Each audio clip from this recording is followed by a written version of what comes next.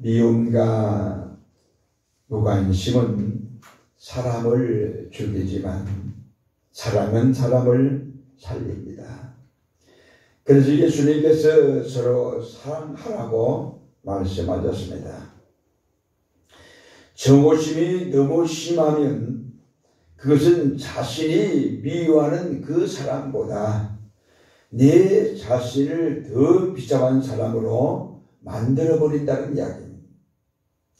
미국의 한국계 방송하는 마가릿 조라는 사람이 정오는 사람의 감정 중에 가장 쓸모없는 심장의 소리다. 그러나 사랑은 미움의 소리도 덮어버리는 우렁찬 쿵쾅거리는 소리다 라고 했습니다. 유명한 아이크라고 하는 사람은 사랑받지 못하는 것은 슬프다. 하지만 사랑할 수 없다는 것은 훨씬 더 슬픈 일이다 라고 말했습니다. 서머셋 모음이라고 하는 분은 인간이 자랄 때는 사랑받는 것이 중요하고 성장에서는 사랑하는 것이 중요하다라고 말을 했습니다. 벤자민 프랭클린은 누구든지 사랑받고 싶다면 먼저 사랑하라. 그리고 사랑스럽게 행동하라. 라는 말을 했습니다. 사람의 참된 가치는 얼만큼 사랑을 받느냐라는 것이 아니라 얼만큼 사랑을 베푸느냐에 있다고 볼 수 있습니다. 오늘 우리들은 하나님의 사랑을 깨닫고 예수님께서 말씀하신 대로 서로 사랑하며 살아가도록 힘쓰는 은혜가 우리에게 있어야 할 줄로 믿습니다. 미국의 스타트라고 하는 사람이 있습니다. 그는 펜실베니아 서머셋라고 하는 그 시골 동네에서 농부의 아들로 태어났습니다. 13살 때 어느 조그만한 여관에서 급사로 심부름꾼으로 일을 했습니다. 근데 그의 나이가 38살 때 큰 호텔을 경영하는 그런 사람이 되었습니다. 그리고 그 후에 10년 동안 인류 호텔을 여러 개 경영을 했습니다. 그러면서 급속하게 사업이 성공하게 되자 많은 사람들이 경탄을 금치 못했습니다. 사람들이 또 기자들이 찾아와서 물었습니다. 당신이 이렇게 갑자기 부자가 되고 성공하게 된 이유가 어디에 있습니까? 원인이 뭡니까? 라고 물었습니다. 그때 이 사람은 저는 성경 고린도전서 13장을 읽다가 사랑이라는 것이 무엇인 줄 발견하고 그 중에 하나 사랑은 사람을 친절하게 대하는 것이다 라고 하는 것을 깨달은 후에 나의 경영 철학은 친절과 봉사에 두었습니다 라고 대답을 했습니다.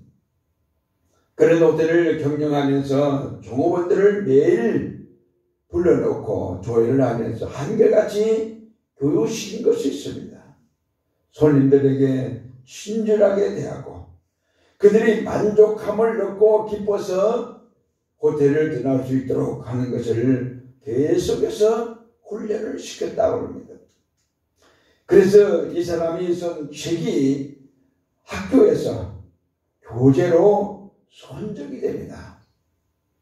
외국의 많은 호텔 업자들이 또 식당을 경영하는 자들이 상점이나 우체국이나 철도나 회사나 간청에서 이 사람의 친절 정신을 본받고 훈련하게 되었습니다. 이 사람의 그 중심은 친절은 바로 사랑이다. 사랑의 본질은 친절이다. 라고 하는 이 마음을 가지고 호텔을 경영해서 대단한 사업가가 되었다고 하는 이야기입니다. 사람을 사랑하는 데는 5가지 방법이 있다고 말한 사람이 있습니다. 존 고들이라는 사람인데, 이 사람이 쓴 에너지 버스라는 책이 있습니다. 여기에 사랑하는 5가지 방법을 얘기했는데, 첫째로 시간을 냅시다. 누군가를 사랑하면 자연스럽게 함께 시간을 보내고 싶어 합니다. 관계란 의미 있는 시간이라는 영양분을 먹고 자라는 하나의 생명체다 그랬어요. 관계가 점점 더 좋아지는 것은 그 의미 있는 시간을 가지고 노력할 때 관계가 좋아진다는 이야기입니다. 지금 가치 있는 사람에게 모든 에너지를 집중하는 것이 질 높은 관계를 만들어가는 왕도라는 이야기입니다. 이 사람은 두 번째로 귀를 기울이십시다 라고 했어요. 사람은 누구나 자신의 말에 관심을 갖고 주의 깊게 들어주기를 바라고 있습니다. 경청은 존경이라고, 그리고 그게 선물이라고 얘기합니다. 사람을 기쁘게 하고 마음을 열게 만드는 겁니다. 그래서 공감하며 듣는다는 것이 얼마나 중요한지 모릅니다. 그래서 상담학을 공부해 보면 가장 중요하게 강조되는 것이 뭐냐? 감심이고 듣기입니다. 들어주는 것이 상대방을 편안하게 하고 상대방의 마음을 흐뭇하게 하고 기쁘게 하고, 그래서 더욱 관계가 좋아지게 만든다는 이야기입니다. 듣는 것을 싫어하는 사람은 관계가 깨어질 수밖에 없다는 이야기입니다. 그래서 이 사람이 한 이야기를 보면 사람은 대화의 90%가 아무런 감동 없이 그냥 오고 간다라고 했어요. 10%만 관심을 가지고 대화를 하지 90%는 아무런 관심 없이 그냥 흘러보낸다는 이야기입니다. 귀를 기울입시다 라는 이야기입니다. 그 다음에 세 번째로 인정해 줍시다 라고 했어요. 트로피나 상을 주라는 것이 결코 아닙니다. 개개인이 한 일을 진심으로 인정을 하고 칭찬합시다. 한 인격체로서 인정을 해야 합니다. 잘한 일을 칭찬할수록 더 열심히 하고 더 좋은 성과를 낼 수 있기 때문입니다 라고 했어요. 인정해 주는 것. 그 다음에 네 번째로 섬깁시다 라고 했어요. 진정으로 높은 사람은 자신을 대접하는 아래 사람을 위해 군림하기보다는 숱한 사람들의 밑바닥에 자리 잡고 섬기는 사람이다 라는 말을 했습니다. 우리는 다른 사람에게 많은 도움을 줄수록 많은 도움을 받게 된다는 사실입니다. 섬기는 만큼 섬김을 받게 됩니다. 섬김의 지도력이 가장 건강한 지도력이다 라고 했습니다. 마지막 5번째로 장점을 이끌어냅시다 라고 했어요. 누군가를 사랑하면 그 사람의 장점이 더 잘 보이게 됩니다. 우리가 이웃도 그렇고 형제도 그렇고 남녀간에도 그렇고 가족간에도 그렇고 사랑할 때는 허물이 보이지 않아요. 그 사랑이 식어지면 허물이 보이기 시작한다는 이야기입니다. 실력을 발휘할 기회를 주고 애정을 표현하는 것이 그래서 중요하다라고 얘기를 했습니다. 사람을 사랑하는 방법은 그들이 가장 잘하는 일을 하도록 이끌어낸다라고 하는 말을 했습니다. 식물을 기르는 것은 사람의 힘이 무엇인지 알려주는 서성이 될 수 있다라고 합니다. 리처드 칼슨이 쓴 우리는 사소한 것에 목숨을 건다라고 하는 책에서 그 내용 가운데 식물을 길러보라는 말이 있습니다. 식물을 길러보라. 사람들이 애완동물을 기르는데 때로는 한밤중에 지소되기도 하고 단잠을 깨웁니다. 그리고 카페트나 소파를 망가뜨리기도 합니다. 그래서 동물을 무조건적으로 사랑하기 참 어렵다라고 합니다. 하지만 식물을 기르는 습관은 무조건적인 사랑을 실천할 수 있는 훌륭한 기회를 제공합니다. 식물은 밤에 깨거나 짖지도 않습니다. 그리고 카펫이나 소파를 망가뜨리지도 않습니다. 기저귀를 갈아줄 필요도 없습니다. 식물에게 사랑을 줬고 그것을 돌보는 동안만큼은 화가 나지도 않아요. 짜증이 나지도 않습니다. 서두르지도 않게 됩니다. 순전히 사랑으로 가득한 공간 속에서 살게 하는 것이 식물을 기르는 방법이다 라고 했습니다. 무언가를 그리고 누군가를 사랑하는 것이 얼마나 기분 좋은 일인지 느끼는 동시에 주위 사람들에게 이와 비슷한 사랑을 나눠주고 싶은 마음이 생긴다는 이야기예요. 식물을 기르고 꽃을 기르는 사람들은 주고 싶은 마음이 자꾸 스스로 생긴대요. 나누고 싶은 마음. 사랑에는 반드시 희생이 따르게 되어 있습니다. 그러나 어떤 희생의 값을 지불하더라도 사랑의 사람이 되도록 애쓰는 합니다. 싸움과 문제의 인생을 살지 말아야 합니다. 맞고 때리는 싸움의 인생이 되지 말아야 합니다. 감싸고 치료하는 사람이 되어야 합니다. 서로 돕고 협력하는 삶을 사는 것이 바로 이 그리스도인이 가질 수 있는 주님이 허락하신 마음이라고 생각합니다.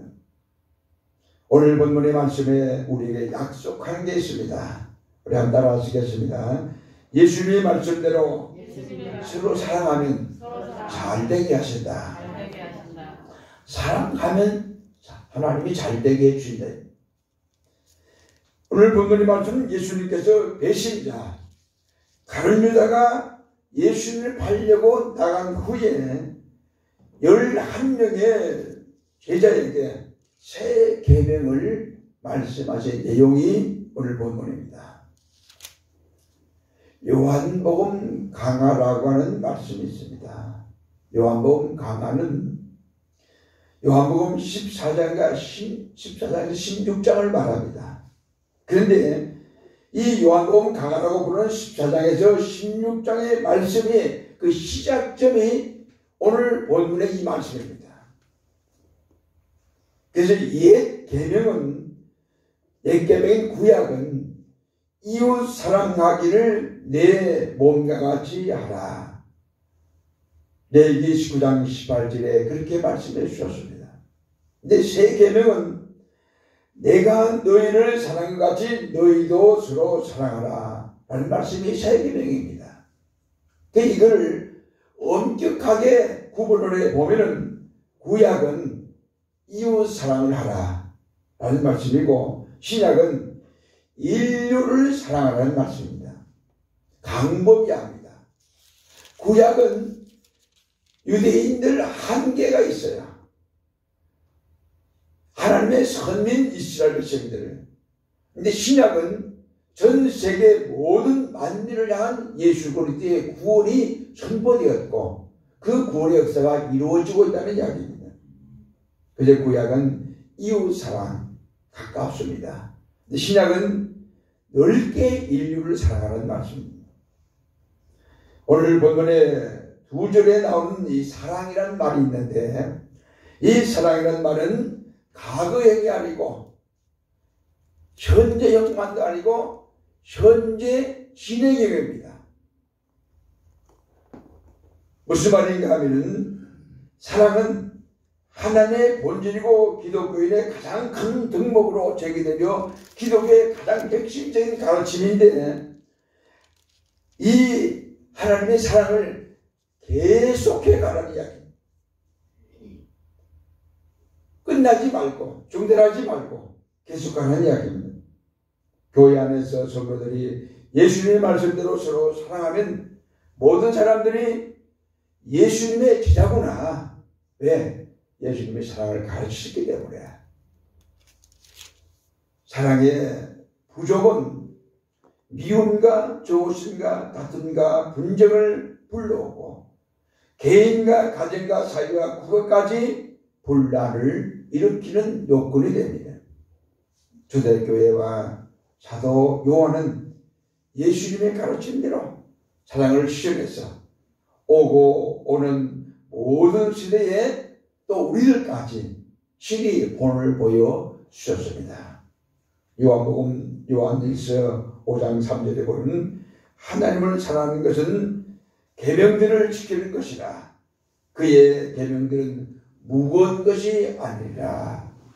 하나님의 말씀을 지키는 것이 무겁다 힘들다가 아니라는 이야기입니다. 말씀대로 사는 것이 기쁘고 즐겁기 때문에 힘들지 않다는 이야기예요.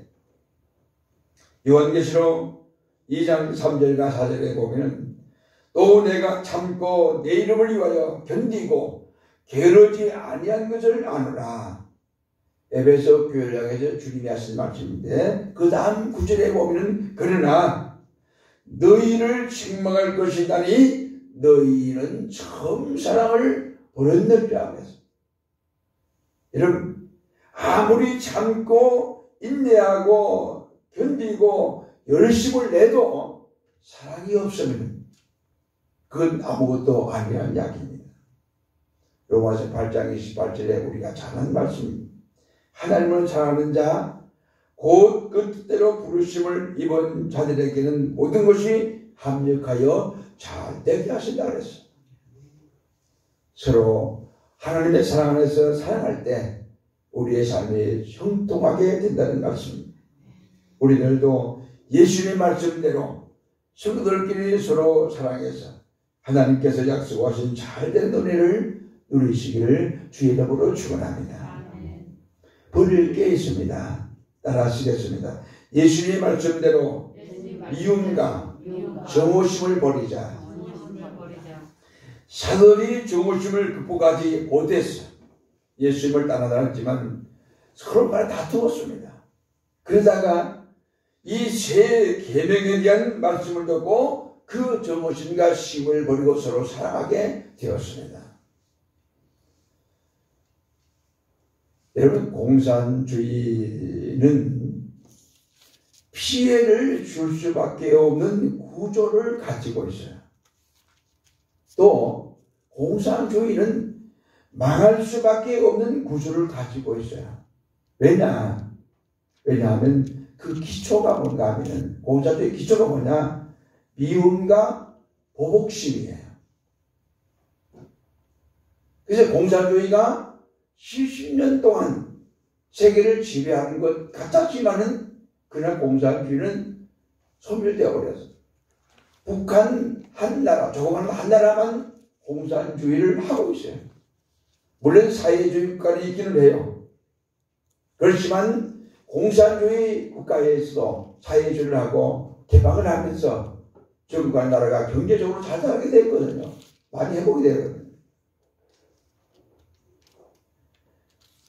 이런 내가 살기 위해서 남을 고발하고 내가 살기 위해서 남을 죽이는 게 뭡니까? 공산주의 사상이에요. 그리고 만국의 노동자여 단결하라, 투쟁하자, 싸우자가 공산주의자들의 슬로건입니다. 한마디로 말하면 미워하는 거예요. 미움은 더 큰 미움을 낳지 선을 낳는 법이 없어요. 부메랑과 마찬가지입니다. 사랑을 던지면 사랑이 돌아옵니다. 미움을 던지면 미움이 돌아옵니다. 우리가 사랑받고 싶다면 사랑하는 것이 마땅한 일입니다. 우리는 정오심이 극복이 안 될 때 예수님의 새 계명에 대한 말씀을 깊이 묵상하고 상고함으로 말미암아 정오심이 극복되고 사랑하는 마음으로 바꾸어지는 역사가 있기를 바랍니다. 시작하겠습니다. 따라 하시겠습니다. 예수님의 말씀대로 성도들과 모든 사람을 사랑하며 살자. 예수님께서 사도들에게 서로 사랑하는 새 계명의 설교를 하자 사도들은 평생을 서로 사랑하며 살았습니다.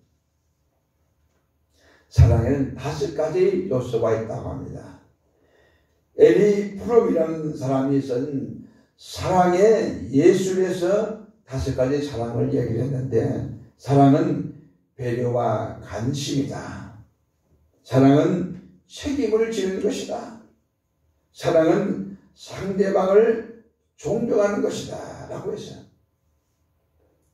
어느 주부가 이장원에서 겪은 사실을 책에 기록한 내용이에요. 잡지에 기록한 내용인데, 아주 세련된 한 엄마가 5살에서 6살쯤 되어 보이는 딸의 손을 잡고 미용실에 갔어요. 미용실에 가서 아이에게 파마를 해주고 화장을 시켜주었습니다. 어린 꼬마는 싫다면서 발을 구르면서 울고 있는데, 거기에다가 그 엄마는 귀까지 들고 귀걸이까지 달아주었습니다. 자식의 그 딸의 의견과 인격을 마구 짓밟아 가면서 강아지를 목줄에 매어 강제로 끌고 가듯이 자식을 바꾸어 주는 것이, 이게 정상적인 사랑이겠느냐라는 이야기입니다. 결코 아니라는 이야기입니다. 사랑은 인격이 존중되면서 움트기 시작합니다. 그 다음에 사랑은 이해하는 것이다. 그리고 5번째로 사랑은 주는 것이다 라는 말을 했습니다. 예수 그리스도는 우리들을 끔찍히도 사랑하셨기 때문에 모든 것을 다 주셨어요. 육신을 내어주셨습니다. 피 한 방울 남기지 않으시고 모두 쏘아 부어주셨습니다. 물 한 방울 남기지 않으시고 다 주셨어요. 아낌없이 주님은 우리를 위해서 주셨습니다. 사랑은 주는 것이라는 이야기입니다. 주되 모든 것을 주는 것이고 아낌없이 주는 것입니다. 주어놓고도 아깝다 라는 생각이 되면 그건 사랑이 아니라는 이야기예요. 부모도 포기한 자식을 의로 지니 최선을 다했습니다. 그리고 가족도 포기한 어린 아이를 나이 많은 간호사는 확신의 첫 소리로 외칩니다. 이 아이는 고칠 수 있습니다. 앞으로 훌륭한 미국의 시민이 되어 나라를 위해서 나름대로 봉사할 겁니다 라고 담대하게 말을 했어요. 주변 사람들이 말렸어요. 이 아이는 죽는다, 안 된다. 그날부터 이 노 간호사는, 나이가 많은 간호사는 죽음을 눈앞에 둔 이 어린 생명을 돌보는 일에 모든 시간과 정성을 다 바쳐요. 매일 목욕을 시켜줍니다. 피부와 피부를 접촉하면서 새 옷을 입혀주고, 아무리 말을 걸어도 반응이 없어요. 반응이 없는 대화를 계속합니다. 그 사랑을 전합니다. 찬송가도 불러줍니다. 성경도 읽어줍니다. 그리고 항상 손을 잡고 간절히 기도합니다. 그리고 꼴을 맞대고 사랑의 뽀뽀를 쉼없이 계속합니다. 그러나 몇 달이 지나도 아무런 반응이 없어요. 주변에서는 이제 그만하라고, 포기하라고 야단이래. 의사들마저도 방관자의 입장에서 조롱 섞인 말을 던집니다. 그래서 이 노 간호사는 계속해서 그 아이를 돌보는 일을 시작합니다. 어느덧 6개월 정도의 시간이 흘렀어요. 어느 날 아이를 품에 끌어안고 깜빡 잠이 들었어요. 근데 어디선가 자기가 아이에게 늘 불러주었던 찬송가 소리가 들리는 거예요. 깜짝 놀라서 깨어났어. 보니까 이 아이가 웃는 얼굴로 그 찬송가를 흥얼거리고 있는 거예요. 노가는 사람은 너무 기뻤습니다. 너무 좋아서 한숨을 질렀어요. 감격에 눈물을 흘린 거예요. 6개월 동안 그 아이에게 정성껏 보살폈던 그 효과가 나타난 것에 대한 감사가 넘쳐난 겁니다.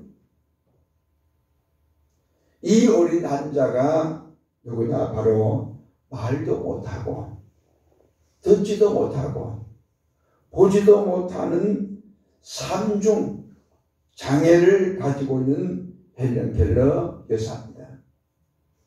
그리고 이 어린 아이를 훌륭하게 만든 노 간호사는 바로 헬렌 켈러의 위대한 수정인 설리곤이라는 여사입니다. 만약에 노 간호사의 헌신적인 사랑이 없었다면 헬렌 켈러는 불쌍한 생명으로 이름 없이 아무도 모르게 그냥 세상에서 세상을 떠나고 말았을 겁니다.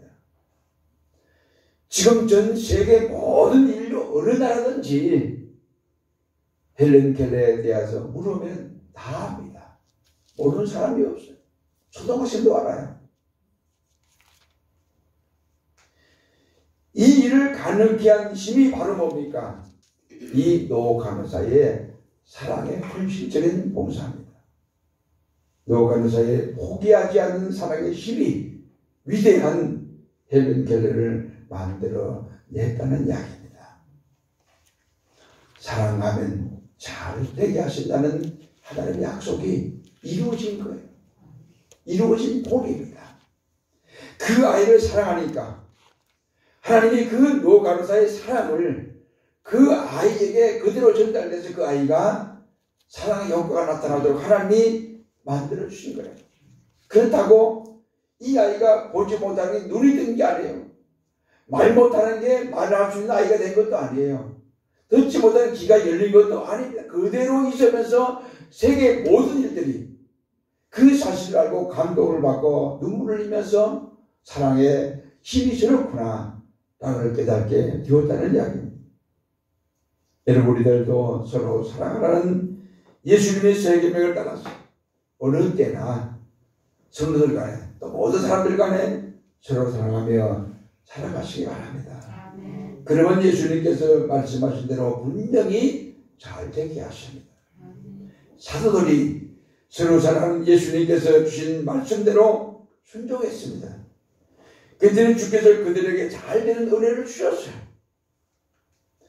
사도들이 주님의 말씀을 따라 세 계명대로 살으니까 전 세계 기독교인이 24억이라는 엄청난 하나님의 사람들로 만들어 주었다는 이야기입니다.